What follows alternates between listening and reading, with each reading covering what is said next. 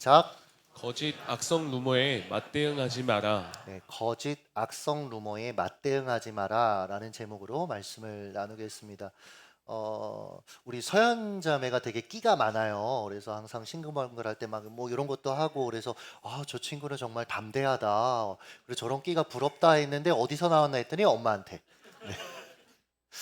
김나희 자매라고 교회에 있어요. 지금 이제 해외에서 상당 시간들을 보내고 있는 굉장히 부러운 가족인데, 근데 이제 곧 들어옵니다. 결국은 들어오게 돼 있어요. 들어오는데 이렇게 블로그 뭐 영상 이렇게 유튜브 만든 거 보니까 그 딸의 끼가 어디서 나왔나 엄마한테 나왔더라고요. 엄마가 유람선에서 춤추시고 뭐 이런 거 보면서 권사님 다 저기서 오는구나. 뭐 어디서 오겠습니까? 거짓 악성 루머에 맞대응하지 마라. 축구 경기는 끝나기 5분 전이 가장 위험하다라고 합니다. 아무리 이기고 있어도 그 짧은 시간에 역전당할 수 있기 때문이죠. 대표적인 예가 지난 카타르 월드컵 우리나라 대표팀의 조별 예선 마지막 경기죠. 포르투갈을 반드시 이겨야 됐습니다. 16강 본선 질주 올라가는 것도 아니에요. 경우의 수를 따져볼 수 있었지만 결과를 아시죠? 후반 45분 딱 됐을 때 1대1이었어요. 이 상태로 추가 시간 6분이 흐르면 무조건 16강 좌절입니다. 모두가 포기하며 이젠 다 틀렸다고 체념하는 순간 저는 심지어 틀렸다고 생각하고 들어갔었거든요, 솔직히. 근데 갑자기 이웃 아파트 우와 하는 거예요. 그래서 나가봤더니 그쵸, 추가 시간 1분. 손흥민 잡아놓고 네. 손흥민 손흥민 선수의 이 폭풍 질주 그리고 절묘한 스루 패스, 황희찬 선수의 마무리로 대한민국이 12년 만에 16강에 오르는 기쁨을 누렸습니다. 아니 우리 형제들 왜 이렇게 표정이 갑자기 흐뭇해지죠? 말씀을 들을 때 이런 표정은 없었나? 끝나기 5분의 중요성을 다시 한번 일깨운 경기였습니다. 느헤미야도 여러분 보세요. 성벽 재건 공사가 막바지에 다다르고 있었습니다. 이제 성문만 달면 됐단 말이에요. 그러나 이때 다시 한번 느헤미야의 공사를 좌절시키기 위해 산발랏 일단이 공격해 옵니다. 우리의 일상을 잘 보여주는 그림이라고 생각해요. 거의 마무리 단계인 줄 알았습니다. 근데 어려움이 찾아오는 거예요. 거의 마지막이야 라고 하고 좀 마음을 놨는데 근데 삶이 혼란스러워지는 거예요. 마지막 5분만 버티면 되는 줄 알았는데 감당하기 너무 벅찬 일이 몰려오는 겁니다. 포기하고 싶어요. 그때 우리는 어떻게 해야 할까요? 느헤미야의 대처법을 통해서 몇 가지 교훈만 살펴보도록 하겠습니다. 첫 번째, 여러분이 읽어주시죠. 시작. 목표를 재점검하고 오늘 내게 주어진 일을 우선순위에 따라 감당하라. 네, 목표를 재점검하십시오. 그리고 나서는 내게 오늘 주어진 우선순위에 따라서 삶을 결정하고 살아내 보시는 겁니다.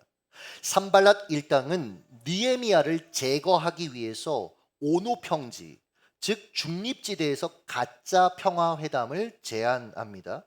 그러니까 이런 식이었겠죠, 상상해 보면. 이제 공사 거의 끝났잖아. 우리 지금까지 아웅다웅 했는데 이제 우리 그렇게 안 할게. 다 포기할게. 그러니까 오노 평지에 만나서 우리 같이 화친하자. 좀 서로 알아가자. 뭐 이런 식으로 얘기했겠죠. 그러나 이들의 진짜 의도는 느헤미야를 암살하려는 것이었습니다. 오노 평지는 예루살렘으로부터 약 60km 떨어진 곳에 있는 지역이었어요. 예루살렘으로부터 멀리 떨어진 곳, 즉 느헤미야의 안전이 보장되지 않는 곳으로 지금 오라고 하는 겁니다. 우리에게도 적용해 볼 수 있더라고요. 우리가 하나님을 떠나야 다다를 수 있는 곳, 우리가 하나님의 사람으로서 세상으로는 성공하고 세상으로는 이득을 누릴지 모르지만 하나님의 사람으로서는 실패하고 넘어지도록 유혹하는 곳, 그것이 여러분 오노평지라는 곳이죠. 이런 곳은 여러분 처음부터 쳐다보지도 말고 가지도 말아야 되는 겁니다. 여러분 성경에 보면 요셉이라는 인물이 그렇게 했잖아요. 보디발의 아내가 이 산발렛은 4번이나 편지를 집요하게 보내면서 오노 평지에서 우리 평화회담하자 이렇게 얘기했지만 여러분 보디발의 아내는 날마다 나와 잠자리를 하자고 유혹했다고 얘기하잖아요. 단호하게 거절하는 것밖에 방법이 없는 겁니다. 느헤미야도 그렇게 했습니다. 3절 같이 읽습니다. 시작. 내가 곧 그들에게 사자들을 보내어 이르기를 내가 이제 큰 역사를 하니 내려가지 못하겠노라. 어찌하여 역사를 중지하게 하고 너희에게로 내려가겠느냐 하매 이런 얘기죠. 나는 큰 일을 감당하고 있어서 자리를 비울 수 없다. 자신이 하는 일이 정말 중요하고 가치 있다. 남들이 볼 때 에게 무슨 성문다는 게 그렇게 중요한 일이야. 근데 느헤미야에게 있어서는 이게 최고의 우선순위였다라는 것이죠. 나는 평화회담하느라 시간은 그렇게 비울 수 없어. 이 일을 해야 되기 때문에. 그래서 자리를 비울 수 없다고 단호하게 거절했습니다. 즉 느헤미야는 자기가 해야 할 절대적인 우선순위를 분명하게 알고 살았던 사람이었다라는 거예요. 우리도 이래야 합니다. 하나님이 내게 맡기신 삶의 목표와 우선순위를 분명히 하셔야 합니다. 의도적으로. 세계 최초의 백만장자죠. 찰스 슈왑이 10억을 주고 하루 일정을 관리하는 방법에 대한 컨설팅을 받은 적이 있어요. 이게 1980년대니까 이게 이제 가능한 얘기들인데 컨설턴트는 딱 두 가지 지침을 주었다고 합니다. 첫 번째, 자기 전에 내일 할 일을 적을 것.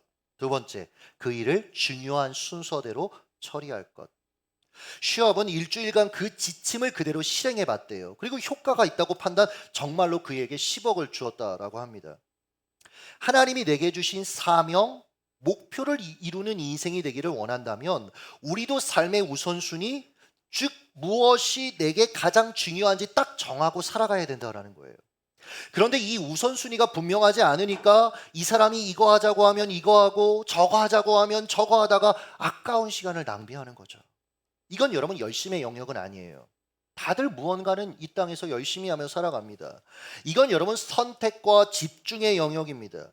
우리는 모든 괜찮은 일, 모든 좋은 일을 다 할 수 없습니다. 지금 내게 주어진 시즌에 하나님께서 가장 원하시는 핵심 사명에 올인해야 된다는 거죠. 안 그러면 이거 하다가 저거 하다가 죽도 밥도 안 되는 거예요. 작년에 한 성도님 복숭아밭에 신방을 갔어요. 다니면서 자꾸 이렇게 멀쩡한 가지를 꺾으시는 거예요, 보이면. 그래서 제가 그 농사에 무식자지 않습니까? 그래서 왜 그렇게 하시냐고 궁금해서 물었더니 그래야 영양소가 분산되지 않는데요. 가지만 무성한 나무는 보기에는 좋지만 또 열매도 많이 달릴지 모르지만 과실이 굉장히 작고 당도도 떨어지기 때문에 과감하게 가지치기를 해서 튼실하고 당도 높은 열매를 맺게 한다라고 그렇게 알려주시더라고요. 우리도 하나님 중심의 우선순위에 따라 가지칠 것을 과감하게 가지칠 필요가 있다라는 겁니다. 그래야 사명의 열매를, 인생의 열매를 정말 맺을 수 있는 거예요. 최근에 외부 설교 일정이 딱 같은 날 겹치는 상황을 겪었습니다. 근데 크게 고민하지 않았어요. 제가 이 일에 대해서 한 5분 정도 생각하고 그냥 결정을 내렸습니다. 한 이틀 남기고 이런 일이 있었던 거였는데요. 평상시 제가 세워놓은 우선순위가 있었어요. 그거에 따라 움직였습니다. 내가 없어도 되는 곳보다는 내가 없으면 안 되는 곳을 가자. 제가 이렇게 외부 사역할 때 정해놓은 원칙이거든요. 그래서 저 말고 3명의 사역자가 더 돌아가면서 설교하는 그 공동체를 안 간다고 얘기했고 제가 없으면 안 되는 공동체에 가서 설교를 했습니다. 느헤미야도 여러분 보십시오. 총독으로서 여러 가지 일들을 할 수 있었지만 우선순위에 따라서 오직 성벽 재건을 위해 전력 투구했다라는 거죠. 이런 평상시 그의 태도가 산발랏의 이 암살 음모를 피해갈 수 있는 힘이 되었다라는 거예요. 두 번째 대처법입니다. 한번 읽어주시죠. 시작. 거짓 악성 루머에 맞대응하지 말라. 거짓 악성 루머에 여러분 대응하지 마십시오. 맞대응하지 마십시오. 암살 시도가 실패하자 이 산발랏 일당이 공격 방법을 바꿉니다. 그게 5절에서 7절인데요. 읽습니다. 시작. 산발랏이 5번째는 그 종자의 손에 봉하지 않고 편지를 들려 내게 보냈는데 그 글에 이르기를 이방 중에도 소문이 있고 가스무도 말하기를 너와 유다 사람들이 모반하려 하여 성벽을 건축한다 하나니 내가 그 말과 같이 왕이 되려 하는도다. 지금 이 말이 왕에게 들릴지라. 그런즉 너는 이제 오라 함께 의논하자 하였기로. 그러니까 느헤미야가 뜻대로 움직이지 않으니까 이제는 악성 루머를 지금 퍼뜨리는 겁니다. 방법도 굉장히 치사하고 치밀했습니다. 당시 총독들끼리 주고받는 공식 문서는요, 글을 쓴 다음에 두루마리에 말아서 끈으로 묶고 인장으로 봉해서 보냈단 말이에요. 왜냐면 누가 보면 안 되니까. 근데 만약 중간에 누군가로 인해 봉인된 인이 파손되면 그 문서는 공식 문서로서의 권위를 상실했습니다. 이건 당시 초등학생들도 다 아는 상식이었는데 이 사마리아의 총독이었던 산발랏은 느헤미야가 반란을 준비하고 있다는 음해성 내용이 적힌 편지를 인장을 봉하지 않은 채 그냥 시종의 손에 들려 보냈어요. 노림수가 보이지 않습니까? 무슨 내용일까 사람이 그걸 궁금하잖아요. 이 높은 사람들은 무슨 얘기를 주고받을까? 그래서 시종이 슬쩍 보고 보면 가만히 있습니까? 그 내용을 이제 사람들에게 퍼뜨리기를 원했던 것이죠. 느헤미야가 반란을 준비하고 있다. 현지 총독으로 나와 있는 사람에게 치명상이 될 수 있는 말이었습니다. 당시 페르시아 왕은 점령지를 굉장히 관대하게 다스렸어요. 근데요, 반란의 기미가 보이면 가만두지 않았습니다. 잔인할이 많지 여러분, 그렇게 짓밟았어요. 즉 느헤미야가 반란을 꾀하고 있다는 거짓 정보가 만약 왕의 귀에 들어가면 느헤미야는 정말 큰일 나는 겁니다. 엄청난 타격을 입게 되는 거예요. 게다가 여러분 산발랏의 이 화법을 보세요. 여기저기서 네가 성벽 공사 끝내고 나면 황제에게 반란을 일으킬 거라는 소문이 들리던데, 소문의 발원지가 자기가 아니라고 지금 잡아떼고 있습니다. 항상 보면 남을 음해하는 세력들의 핵심 주동자는 어때요? 뒤로 빠져버립니다. 게다가 세상 사람들 모두가 그렇게 생각하고 있는 것처럼 부풀려서 우리에게 말하고 압박합니다. 내가 보니까 사람들이 당신 다 안 좋아하던데? 누구누구도 그렇게 생각하던데? 그래서 제가 가끔 물어요. 그게 누구가 누구냐고 하면 굉장히 당황해 합니다. 여러분, 이런 식의 말을 들으면 그 말이 사실이 아니더라도 신경이 쓰이더라고요. 억울해요. 사람들이 혹여나 그 말을 믿을까봐 두려워집니다. 근거 없는 악성 루머는 여러분 악한 것입니다. 그룹 에픽하이 타블로 기억하시죠? 타블로 사건. 타블로가 스탠포드 나왔다는데 안 나왔다고 계속 얘기하고, 스탠포드 학장이 나와가지고 나왔다는데 그래도 안 나왔다고. 와, 이게 재판까지 갔잖아요 결국은. 그러니까 이 거짓된 정보를 말하고 또 믿고 주장하는 사람들로 인해서 여러분 타블로가 얼마나 고통당했겠습니까? 모건 블레이크 기자는 애틀란타 저널에 이런 글을 기고해 썼습니다. 읽어드릴게요. 나는 누구에게도 치명적인 타격을 가할 힘과 기술을 갖고 있다. 나는 상대방을 죽이지 않고도 눌러 이길 수 있다. 나는 어떤 담대한 사람의 인생도 파괴할 수 있다. 나는 내 희생자를 전 역사에서, 전 나라에서, 전 세계에 갖고 있다. 내 이름은 뭐라고요? 중상모략이다. 중상모략이다. 여러분 진짜 이런 파괴력이 있단 말이죠. 루머와 관련된 연구를 오래 한 심리학자들이 루머의 공식이라는 재미있는 공식을 만들었는데요. 루머는 정보의 중요성 곱하기 불확실성입니다. 정보가 중요하면 중요할수록, 그런데 그게 불확실하면 불확실할수록 루머는 더 강력하게 사람들에게 작동하는 거예요. 그러니까 여러 가지 추측이 막 난무하게 되는 겁니다. 한편 루머는 신뢰도분의 변수예요. 예를 들어서 어떤 연예인에 대한 루머가 퍼져도 사람들이 그를 신뢰하잖아요. 그러면 그 정보를 잠깐 들었다가 하다가 무시해버리고 결국 그 루머는 힘을 잃게 된다라는 것이죠. 즉 내가 속한 공동체 혹은 사회에 루머가 많다는 건 나와 함께하는 이들이 서로를 얼마나 신뢰하지 않고 있는지를 단편적으로 보여주는 증거다라고 생각해도 무방하다라는 것입니다. 제가 요걸 이렇게 자료를 찾아 읽다가 굉장히 공감했어요. 제가 저희 공동체를 보면서 그런 생각을 하거든요. 실제로 담임 목사가 어떻게 보면 제일 많은 소리를 듣는 사람이잖아요. 근데 교회라는 곳이 그러면 안 되지만 마치 루머를 만들기 위해 태어난 사람들처럼 루머를 만들고 실어 나르는데 우리 교회는 그런 게 진짜 거의 없어요. 잠깐 있어도 사그라듭니다. 왜냐 아무도 동조를 안 해요. 왜요? 서로 신뢰하니까.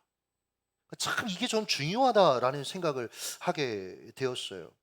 여러분, 만약에 내가 속한 어떤 가정이든 어디서든 루머가 계속해서 양상된다. 그럼 그 루머 잡는 것에 집중하지 마시고요. 서로 신뢰하는 일을 더 중요하게 생각해야 돼요. 신뢰도를 회복하는 데 집중해야 된다라는 거죠. 자신에 대한 루머에 대한 느헤미야의 대처는 굉장히 간단했습니다. 8절 같이 한번 읽겠습니다. 시작. 내가 사람을 보내어 그에게 이르기를 내가 말한 바 이런 일은 없는 일이요 내 마음에서 지어낸 것이라. 단호하죠. 일일이 대응하지 않습니다. 말에 대해서 일일이 변명하지 않습니다. 그건 네가 지어낸 말이야. 이건 말할 가치도 없다. 헛소문이 들릴 때 어리석은 사람들은 감정적으로 대응합니다. 누구야? 누가 그따위 소리를 해? 박살내버리겠어. 감정이 분노로 바뀌고 거기부터 진짜 실수가 시작되는 거예요. 거기부터 이제 문제가 더 커지는 거예요. 사랑하는 여러분, 말도 상대가 있어야 계속되는 겁니다. 상대할 가치가 없는 말에는 여러분 일일이 맞대응하지 마세요. 상대하지 마세요. 그 문제를 오히려 하나님의 손에 여러분 느헤미야처럼 맡기십시오. 하나님, 내 손에 힘을 주세요. 힘있게 해주세요. 하나님이 개입해 주세요. 느헤미야는 산발랏이 지어낸 악하고 거짓된 정보가 왕에게 들어가는 것, 왕이 자신을 오해하는 것은 자신도 어쩔 수 없는 영역이라는 걸 지금 인정하고 있는 거예요. 이 영역은 하나님이 책임져 주셔야 할 일임을 알았던 거죠. 그래서 기도했어요. 여러분, 일상에서 여러분이 아무리 지혜를 짜내고 아무리 여러분들이 상황을 바꿔보려고 해도 내가 손 쓸 수 없고 내 통제를 벗어난 영역에 대해서는 여러분 더 이상 골몰하지 마십시오. 오히려 여러분 그 문제를 하나님 앞에 맡기는 거예요. 오히려 하나님 앞에 기도하는 겁니다. 기도하면서 그 일들을 감당해 가는 거예요.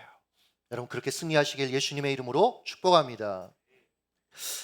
여러분 즉 기도하면서 이렇게 맡겨진 일을 계속 감당하면 하나님께서 결국 그 악한 시도들, 악한 자들의 거짓된 말은요 다 땅에 떨어져서 무효화시켜 주시더라고요. 느헤미야의 대처법 세 번째 한번 읽어주시죠. 시작. 말씀을 기준으로 분별하라. 네, 말씀을 기준으로 분별하라. 계속된 악한 공격에 느헤미야가 꿈쩍하지 않자 이 산발랏이, 그러니까 악한 사람들은요 그 악한 의도를 실행하기 위해 우리보다 더 많이 고민합니다. 그러니까 우리는 그들이 고민하는 시간에 더 많이 기도할 필요가 있는 거예요, 여러분. 어떤 지금 전략을 짜내냐면 느헤미야의 최측근이었던 제사장 스마야를 돈으로 매수합니다. 그리고 그의 영적 지도력에 타격을 가하려고 시도하는 거예요. 스마야가 느헤미야에게 이렇게 말합니다. 10절 같이 읽죠. 10절 시작. 스마야가 두문불출하기로 내가 그 집에 가니 그가 이르기를 그들이 너를 죽이러 올 터이니 우리가 하나님의 전으로 가서 외소 안에 머물고 그 문을 닫자. 저들이 반드시 밤에 와서 너를 죽이리라 하기로. 다음 절에 보면 스마야가 이걸 예언의 형식으로 말했어요. 하나님이 주신 감동인데 말이야 이러면서 말했어요. 너 곧 암살자가 찾아와. 그러니까 빨리 하나님의 전 외소에 가서 나하고 같이 숨자. 내가 도와줄게. 하나님이 내게 그런 지령을 내렸어. 당시 외소는요 제사장만 들어갈 수 있는 장소였습니다. 만약 느헤미야가 이 스마야의 거짓된 정보 예언을 믿고 외소에 그와 함께 들어갔다면, 이건 또 스마야가 이걸 백성들한테 전파했다면 느헤미야의 영적 리더십은 여기서 끝장나는 겁니다. 왜요? 하나님의 지도자가 하나님의 말씀을 자기 임의대로 어겨버린 거잖아요. 이건 여러분 치명상을 입힐 수 있는 함정이었습니다. 이렇게 되면 성문 다 하는 거 그건 여러분 고사하고 공사 자체가 중단될 위기, 그리고 이 느헤미야는 아마 페르시아로 돌아가야 될지도 몰라요. 다행히도 느헤미야는 스마야의 제안을 거절합니다. 그 이유가 이것이었어요. 11절 읽습니다. 11절 시작. 내가 이르기를 나 같은 자가 어찌 도망하며 나 같은 몸이면 누가 외소에 들어가서 생명을 보존하겠느냐. 나는 들어가지 않겠노라 하고. 이런 의미입니다. 나는 하나님의 사람이다. 내가 어찌 나 살겠다고 공사를 내팽개치고 하나님이 맡기신 일을 내팽개치고 도망갈 수 있겠어. 내가 어찌 하나님의 말씀을 어기고 외소에 숨을 수 있겠어. 사랑하는 여러분, 하나님이 세우신 자리는 절대 이탈하지 마십시오. 오히려 여러분, 그 자리에서 우리는 어려움이 올 때 선포해야 합니다. 나는 하나님의 사람이야. 여러분, 이 정체성을 분명히 하셔야 합니다. 나는 이 자리를 감당할 사명자야. 할렐루야. 사명자 의식이 있어야 도망가고 싶을 때 안 도망가게 되더라고요. 제가 개척하고 여기까지 오면서 여러분, 얼마나 많이 도망가고 싶었는데요. 얼마나 많이 힘들었는데요. 한창 그 휘몰아치던 시기 정말 너무 힘들었어요. 제가 그래서 한동안 여러분들에게 한 7년 차쯤 6년 차쯤 됐을 때 그런 얘기 많이 했죠. 은퇴 빨리 하고 싶다. 요즘 은퇴 빨리 안 하고 싶어요. 보내고 싶으셔도 은퇴 안 합니다. 요즘 막 일에 의욕이 있어요. 어제 뭐 여수 갔다가 대구 갔다가 다시 김천. 멀쩡해요. 열심히 할 수 있어요. 여러분, 그렇게 흔들릴 때 여러분, 우리는 기억해야 합니다. 이걸 감당할 사람은 나밖에 없어. 하나님이 내게 맡기신 거야. 하나님이 내게 허락하신 거야. 그럼 옆에서 뭐라고 얘기해도 흔들리지 않고 갈 수 있는 겁니다. 주변에서 날 흔들어도 뒤에서 음해해도 여러분 가는 겁니다. 왜요? 하나님이 인정하시니까. 하나님이 하지 말라면 내려올 겁니다. 하나님이 안 된다고 하면 내려놔야죠. 근데 그분이 하라고 하면 우리는 가는 겁니다. 한편 느헤미야는 하나님의 기준에 따라 행동했습니다. 비록 그가 유다 총독이었지만 그는 자기 편한 대로 하나님의 말씀을 어기거나 해석하지 않았어요. 오히려 말씀을 앞세웠습니다. 그 기준에 자신이 먼저 순종했다라는 거죠. 그래서 여러분 안 들어갑니다. 지난주 도로공사 신우 예배 찬양 시간 리더분이 원래 그런 얘기하는 분이 아닌데 오늘 시작하기 전에 제가 간증 하나만 해도 될까요? 하셔서 이제 다들 고개 끄덕이니까 얘기를 하시더라고요. 그러니까 그분 입장에서 그 지난 수요 예배 아침에 그 신우 예배 아침에 아내한테 전화해서 이런 얘기를 했대요. 여보, 나 이제 찬양 리더 그만하고 싶어. 7년째 내가 하고 있어. 머리 하얗시거든요. 내가 이걸 여보 계속 해야 돼? 이제 너무 지쳐. 너무 오늘 하기 싫어. 그런데 하필 그날 딱 신우 예배에 왔는데 설교 제목이 하던 일을 계속하라. 그래서 마음 다 잡고 제가 지금 여기 서 있습니다. 이 얘기를 하시더라고요. 참 귀하시더라고요. 말씀 앞에 하기 싫은 마음과 7년이나 했다는 정당성을 내려놓으신 거잖아요. 그리고 다시 순종해서 그 일을 감당하는 모습이 너무 아름다웠습니다. 기억하십시오. 말씀이 나를 지켜주는 것이지 결심이 나를 지켜주는 게 아닙니다.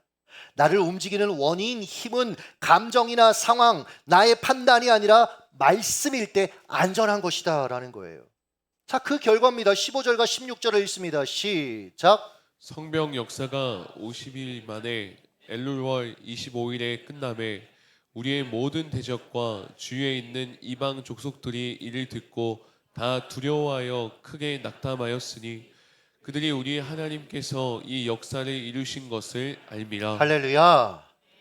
온갖 방해에도 불구하고 하나님 앞에 하나님의 방법으로 문제를 감당하자 140년 동안 손도 못 댔던 이 대공사를 단 52일 만에 마쳤다라고 느헤미야는 고백하고 있는 것이죠. 말씀을 맺겠습니다. 김천 개척 초창기에 지역교회의 추측성 말들 때문에 제가 한동안 되게 많이 힘들었습니다. 뭐 나이도 제가 어렸잖아요. 32, 33. 그 나이에 여러분 그런 걸 감당한다는 게 사실은 그렇게 쉬운 건 아니더라고요. 이런 얘기 드렸어요. 저렇게 청년들이 순식간에 모인다라는 건 이단이다. 이단이 아니면 저렇게 못 모은다. 40일 말씀 학교라는 이상한 양육을 하더라. 이상합니까? 너무 억울했어요.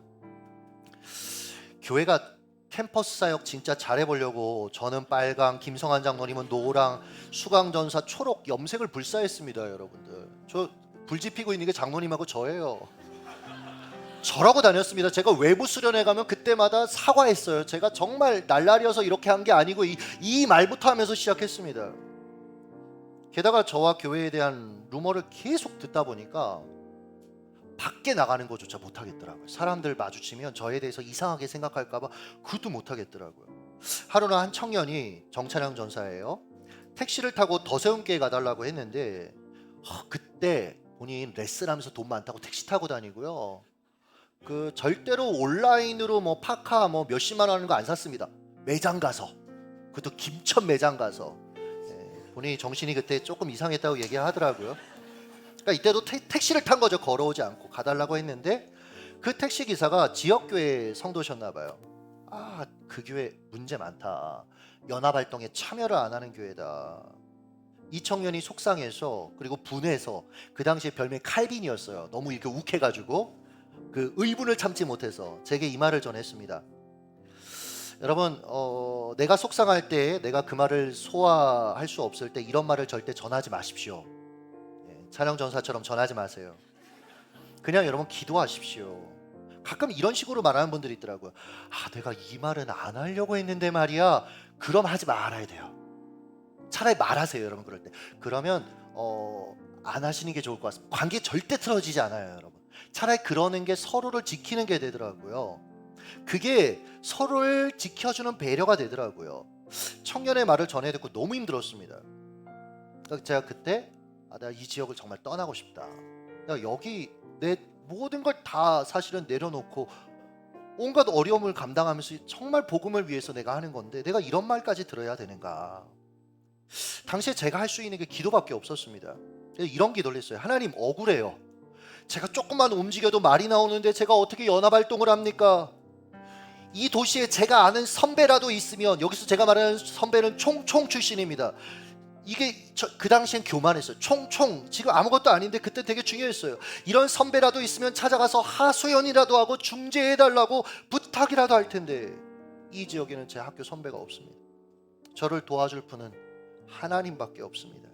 하나님 이렇게 어린 기도도 들어주시더라고요. 몇 주 뒤에 놀라운 일이 벌어졌습니다. 지역교회에서 연락이 와서 교사 강습회 헌신 예배 인도해 달라고 하신 거예요. 뭡니까? 지역교회 연합활동. 이후 총회 교육부에서 연락이 왔습니다. 제가 총회에 아는 연줄이 없어요. 여러분, 총회에 들어가서 글 쓰고 뭐 하나 하려면 여러분 이게 만만치 않습니다. 장인이 총회장이 뭐 하여튼 뭐가 있어야 돼요. 그래서 제가 저희 교회 교육자들한테 얘기합니다. 우리는 부모님들이 아무것도 해놓지 않았기 때문에 열심히 주 앞에 살자 뭐 이런 얘기를 하는데 만만치 않아요 정말. 근데 거기서 연락이 와서 공과 써달라고. 그래서 공과 쓰고 그해 여름 저 경상도에 있다고 대구, 부산 지역 노예 교사 강습회 강사로 섬겼습니다. 뭐예요? 한국교회를 세우는 활동. 제가 이를 겪으면서 기도밖에 할 수 없는 상황이 오히려 축복이라는 걸 배웠어요. 그리고 어떤 악성 루머가 있을 때 맞대응하지 않아도 된다는 걸 배웠어요. 왜냐하면 대응하면 같은 수준인데 대응하지 않고 기도하면 하나님의 수준으로 끌어올려지더라고요. 하나님의 일들이 이루어지더라고요. 그러므로 어려움의 때에 우선순위를 분명히 하십시오.